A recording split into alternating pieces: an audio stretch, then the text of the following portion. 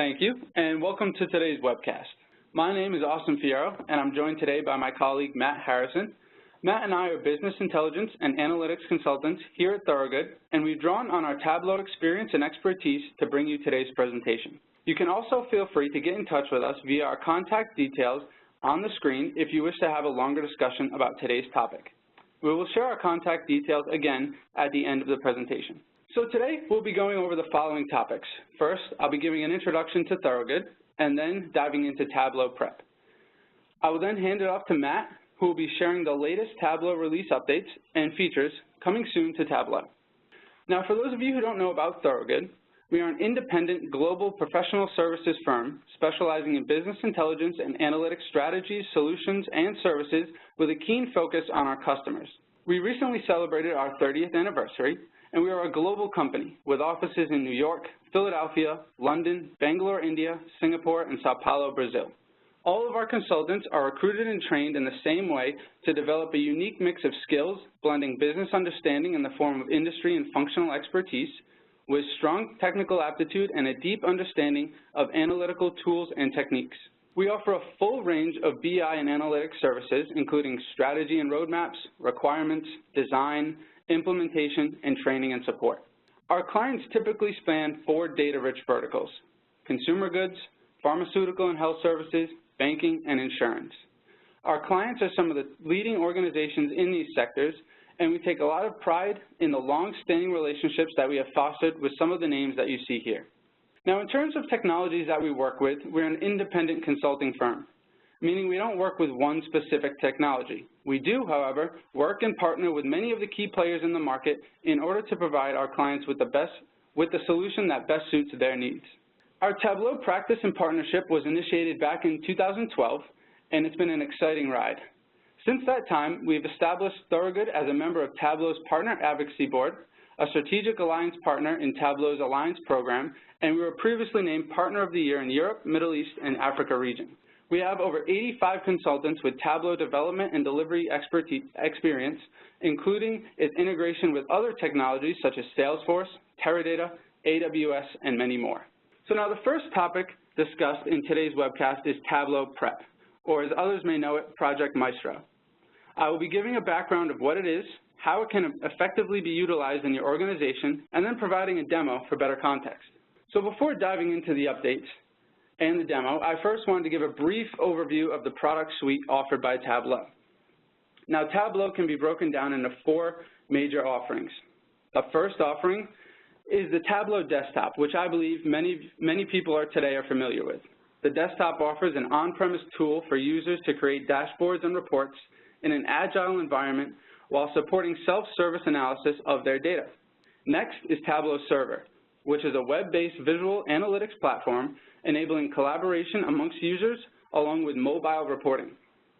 With this tool, you have the ability to push data sources created by users and allow for an enterprise self-service analysis on the data with the reports created in the desktop. Next, we have Tableau Online, and that's considered a software as a service very similar to Tableau Server, but is hosted and maintained by Tableau in the cloud. Now, lastly, with a recent release by Tableau, we have Tableau Prep. This new offering is a personal data preparation tool that empowers users with the ability to cleanse, merge, aggregate, and essentially prepare data for analysis in Tableau. Now, with that being said, let's take a deeper dive into the new offering that is Tableau Prep. So what exactly is Tableau Prep? Now, as I called out, it is a brand new product helping everyone efficiently and confidently combine, shape, and clean their data for effective analysis. As you can see here, Tableau Prep is very direct, visual experience that allows for a deeper understanding of your data. And once your data is properly prepped, it can be integrated into Tableau for analysis and design. Tableau Prep is a tool accompanied with smart experiences making data prep easier. Smart features are Tableau algorithms to aid users in their data prep. For example, say your data has many instances of the same data point.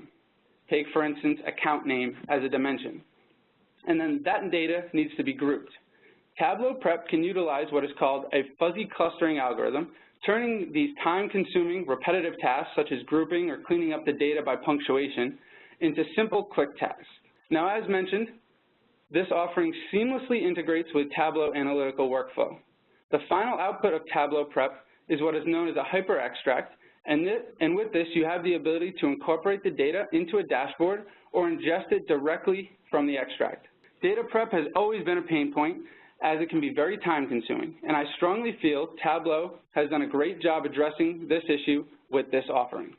So now that we address what Tableau Prep is and the benefits that it can add to your enterprise, the next thing I would like to address is where in the organization does this tool best fit. To describe what we're seeing here from left to right, we'll first start with the data source layer, a layer that typically is the focus of DBAs within an organization.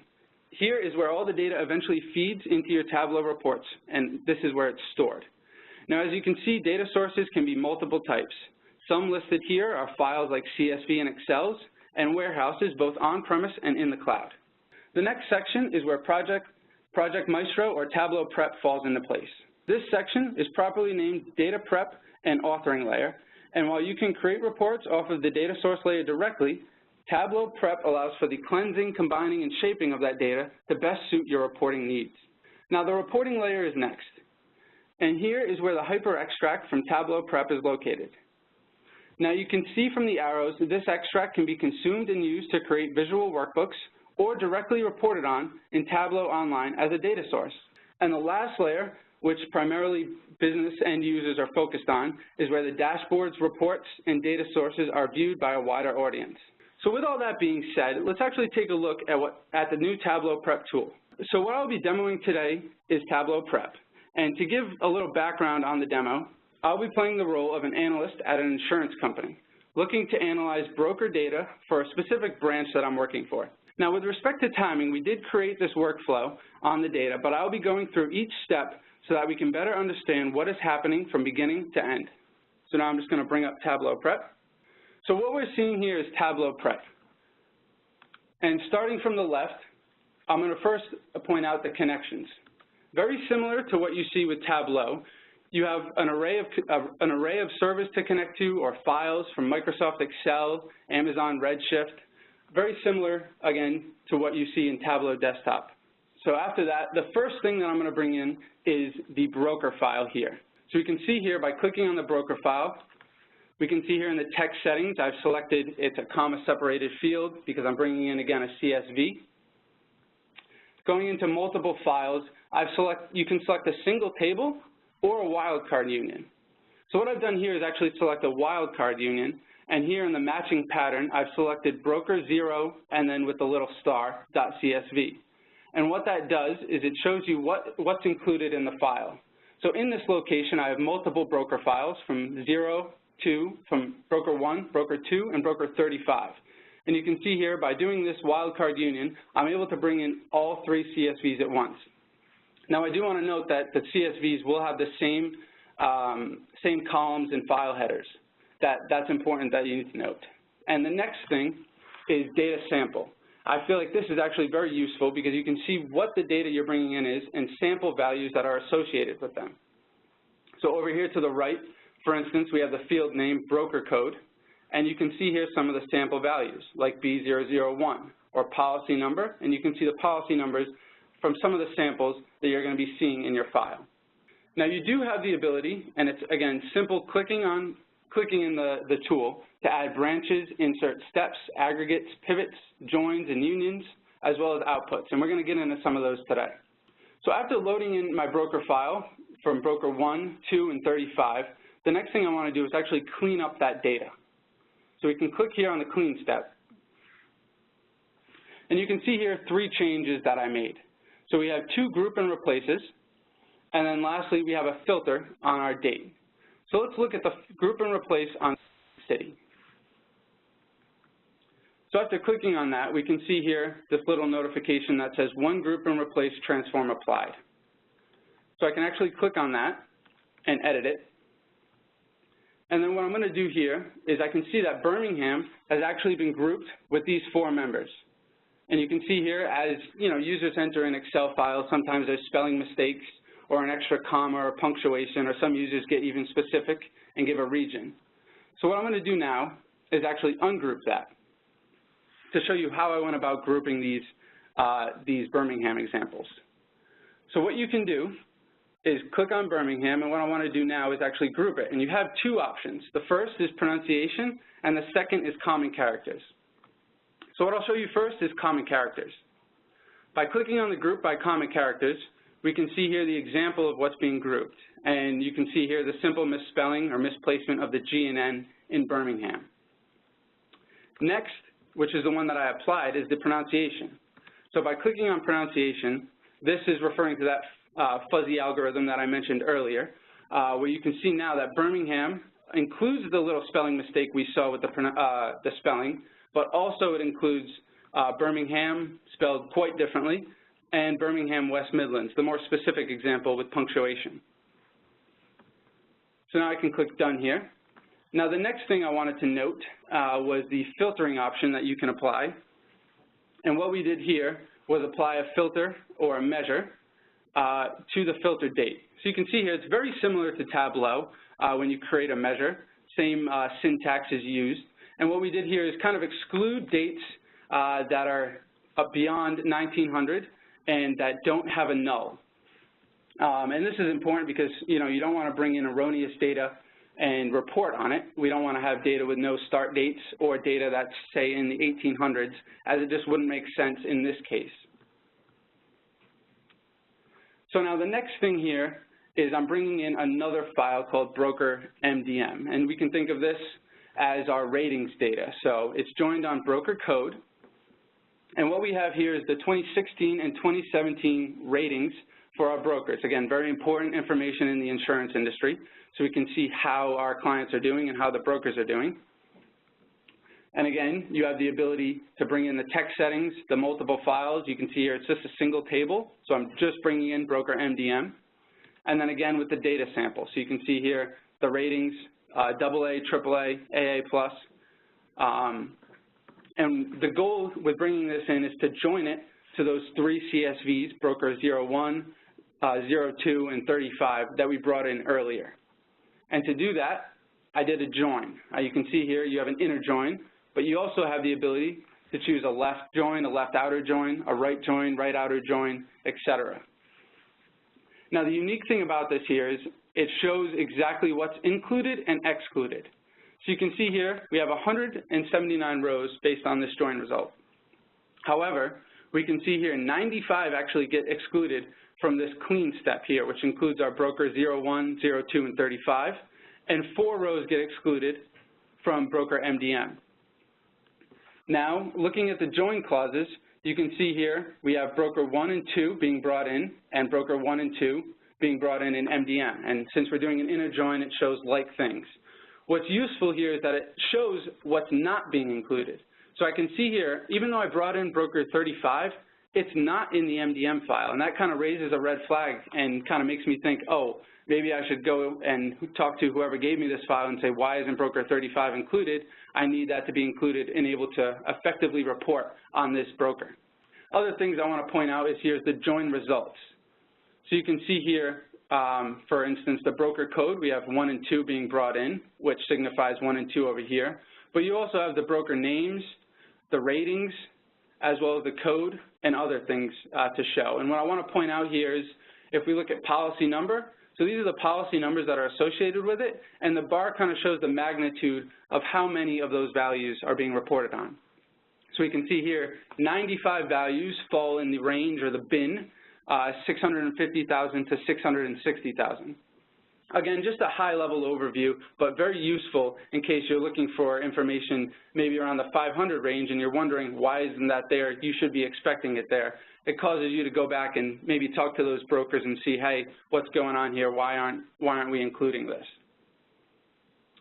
So with that join being said, I think a lot of data tools that we use today, such as SSIS and maybe Alteryx, are formed a little differently.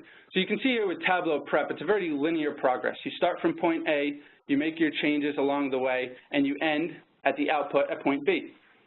I've worked with SSIS and Alteryx before, and it's not quite a linear process. You know, you create your containers, you drag and drop things, You can create your connections all over the place. But what I think here is very useful is that it's the ease of use that Tableau Prep offers, again, with that linear progress. You know where you're starting, you know what changes are being made, and then you have your output in the end, which you know what's affecting it from point A to point B. Now, the last thing I do want to point out before we get into the output is the aggregate function here. So now a lot of data tests you want to do is based on numbers, and after I made all these changes, is the output what I'm expecting at a high level? Is it what I'm supposed to see? So what I did was I added this aggregate function here, and what that tells me is what I did was base it on the groups, so the broker codes, and then what I did was I aggregated the measure, annual premium, based on those broker codes. So from a high level, am I expecting to see about 86,000 for broker 1 and 198,000 for broker 2? Again, if I'm not, this would be a perfect time to go back to those brokers and ask them what went wrong or why are these numbers off, or maybe somewhere along the way in the clean step or the broker MDM step, am I missing something, or was something missing from the inputs there? This is a perfect place to go ahead and pinpoint those issues. Now, the last thing that I do want to mention is the output. As I mentioned, Tableau Prep offers a hyper extract output. So you have the ability to, one, save to a file, but you also have the ability to publish as a data source. So if I click run this flow, it would actually run this, and if I saved it to a file, it would produce that hyper extract that I mentioned previously. Can either be ingested in Tableau Online or Tableau Server, or used to create a dashboard. The useful thing here is that you actually see what you're being outputted. So you can see here broker code, name, the ratings associated with them, the insured name, and client city, et cetera. So this is valuable information because if I'm not expecting to see something and I see it here, maybe I need to add in an extra clean step or another join to get that data. So this is kind of that last check before you actually publish it for people to ingest. So with that being said, I'm going to hand it over to Matt, who's going to be going into the latest updates from Tableau. Thanks, Austin. So that was a pretty valuable demonstration of Tableau Prep, and as Austin mentioned, I'm going to go through now some of the other latest releases. We're going to start with what was released in around January with 10.5, then we'll jump into the latest release, which is now called 2018.1, and then I'm going to do a bit into what's coming with the couple remaining minutes that we have. So to start, let's talk about what's just come out with 10.5. Now, 10.5 was released in January, and this is where we saw the first release of Tableau Hyper. And so as Austin showed with Tableau Prep, which also uses Hyper, Hyper is an in-memory data engine that's designed to add fields to visualizations, apply filters faster, deliver complex dashboards, all within Tableau. It's actually a company that Tableau purchased several years back, and this is where we're now seeing it integrated. So the database technology leverages multi-core processing and uses parallelization techniques to optimize queries. But the best part about it is that, about Hyper, something that I think is most powerful, is that you don't have to plan a very large, arduous update to start using Hyper. If you install 10.5, either on Tableau Desktop or via Tableau Server, all of your extracts automatically convert to Hyper. So it's not like you're moving over to a new database technology where certain things won't work. Everything works, you install it, and you get the benefit. And we're seeing a lot of customers drive their IT organizations or their infrastructure management teams to upgrade to 10.5 for this exact reason. But of course, that's not all. We do have other updates. So next, around a couple of points around visual analytics. First, we have to mention Viz and Tooltip, which is just as it sounds. It allows you to embed visualizations within the tooltips of a different visual. And for those of you guys who aren't as familiar with Tableau Desktop or haven't seen this, we actually did a webcast that jumped into this quite a bit and other features in 10.5, I would say around the December timeline when it was in beta. So I would encourage you guys to jump on our website and check that out. We do quite a bit of demoing on that. And so what that, of course, will allow you to do is to really save space on dashboards, put visuals within other visuals, and really drive an enhanced user experience. In addition, we saw updates to mapping. Typical with each release, they're always updating the mapping capability, enhancing that, as well as new trending capabilities with power trend lines. Next, if I jump over to the enterprise, we'll start with the big one, that's server on Linux, and this is something that many customers have been asking for a long time. Now it's available. It's great to see. In addition, we saw some key updates around content management with nested projects.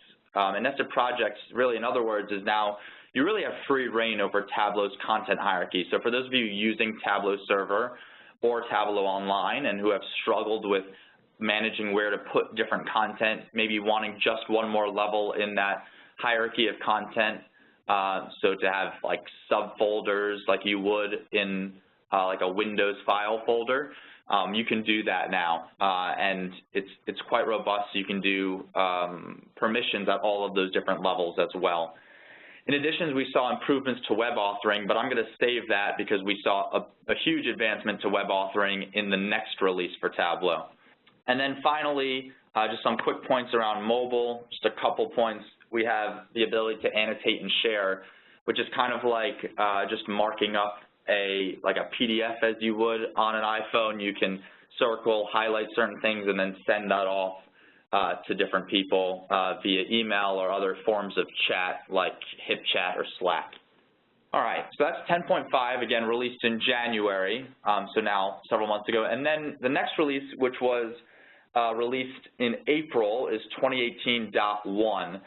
So 2018.1, that's as you can obviously see, it's a change in how they're releasing, making releases to Tableau. It's now year.x, and that's in line with their strive to be quarterly updates. And so given that this one came out in April, just after Q1, we're assuming that we're going to get something after Q2, Q3, which you'd assume would be 2018.2.3.4 coming down the pipe. So with 2018.1, I'm going to start with updates to the enterprise, and I alluded to this on the previous slide. We now have end-to-end web authoring, which is a massive update. And what the key crux of this, what we're now seeing, is that you have the ability to connect to data in the browser, on the web, via Tableau Server. And so what one can gather from this is that a lot of what people were doing with Tableau Desktop, particularly the connecting to data part, can be done via web editing. And so that's something that's going to be massive. It has licensing implications. So if companies are assuming that a lot of people need desktop licenses, that might not be the case. They might be able to sufficiently do the analysis that they need via Tableau Server or Tableau Online, which will decrease the licensing requirements for those people, something that we're talking to customers about. Next, some updates to visual analytics. Here we have a couple new updates around new visuals, so step and jump lines. We also have updates to maps again, as I mentioned, something that they're always updating. In this case, we have updates to dual access for maps, so layering in different types of data on top of each other to give you kind of a more robust maps. And then improvements on the capability that they released in 10.5, so updates to viz and tooltips, and then improved hierarchy filtering. And then lastly, in mobile, continuing to expand upon what they released in 10.5 as well, with updates to or improvements to annotate and share, that capability they just came out with in 10.5. So two releases, one in January, one in April, quite a bit there. I think the main takeaway from the one in April 2018.1 is the web authoring capability, particularly for those of you using Tableau Server or Tableau Online. Major change to put more capability in the hands of Tableau Server users if you choose to do so. And now just a quick couple points around what's coming soon.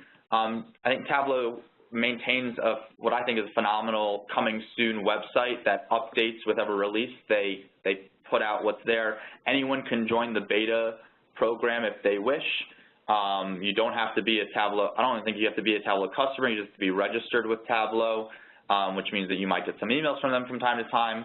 So a couple of things to highlight in terms of coming soon.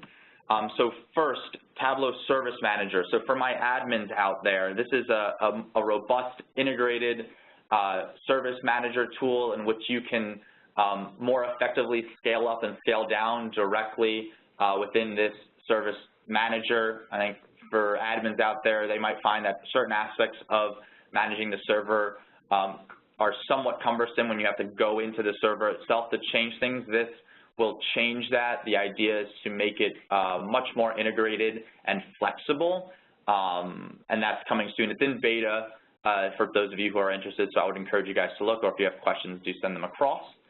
And then this is a big one, Tableau extensions. So we see a lot of visualization tools doing this, but they're opening up their code base to allow other technologies to integrate with it. So you see a screenshot here of the beta in which we have an extension section in the bottom. This is just above when you're creating a dashboard, your dashboard objects section, for those of you who are familiar with creating dashboards. These extensions will allow you to integrate with data from third-party applications. So you can do things like write back, you can do custom actions, compiling code outside of Tableau and getting results and feeding that back into Tableau, rendering certain things directly within Tableau in a much more robust way than you could do previously.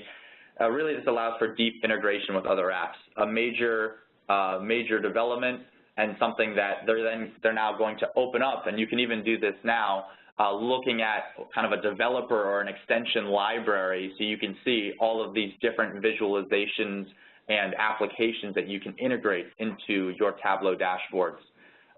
So if you're interested, I would look up the Tableau extensions gallery is where you want to go, and there is a growing GitHub library that is available that you can peruse.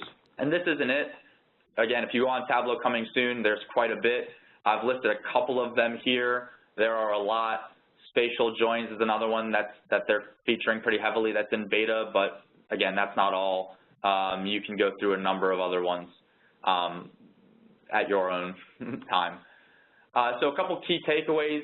Tableau Prep and Tableau Hyper offerings demonstrate more complete end-to-end vision. So you have that optimized data processing and prep tools that are really opening the doors to a lot of different things within Tableau. Next, Tableau Prep is easy to use and adds efficiency to the preparation, analysis, and loading of data. So major development there, allowing for users to do quite a bit within the Tableau tool and then prep that hyper extract. And then lastly, Tableau continues to improve by adding big features, allowing customers to consider licensing, enterprise scale, integration, and high-end delivery. And I think one of the points that I wanted to make here is that, you know, we certainly don't see Tableau foregoing updates to formatting, updates to, you know, visualization capability. We saw new visuals released in 2018.1. So it's not missing out on those little things, but it's certainly focusing on the big picture features that you would expect a tool as mature as Tableau to be focusing on and to be releasing that will continue to help organizations get the most value out of a tool like this. Right, so we're a bit over on time, so I appreciate those who have been able to stick with us until now. So for those of you who need more information or who are looking for help around Tableau strategy, dashboard development, training, analytics, or governance, we're here to help. So for those of you who come to our Tableau events often, you'll know that we recently featured webcasts on two different approaches, one to creating impactful dashboards and one to establishing BI governance with Tableau. And these are approaches that we've used with some of the world's leading organizations across a variety of different verticals that Austin touched on at the beginning of the webcast. In addition, if you have a large group of Tableau users, you might also want to check out our approach to user empowerment to ensure that your users are getting the most out of your investment in the technology. So another approach here for you if you're interested in. And you can search for any of these topics on our website under the Perspectives page on our website. Just by searching for the titles that you have here, they'll come up. And of course, if any of these topics interest you, don't hesitate to reach out. I'm happy to talk about any of these or anything else that might be on your mind. And so if you found today's webcast useful, we have a bunch of on-demand content. I already referenced the Perspectives page. There it is on the screen. And then we also will have upcoming webcasts, and that can be found under our events page, so thorogood.com/events. Feel free to jump on there. Again, if you have any questions, our contact information is on the screen. Thank you guys, and have a great day.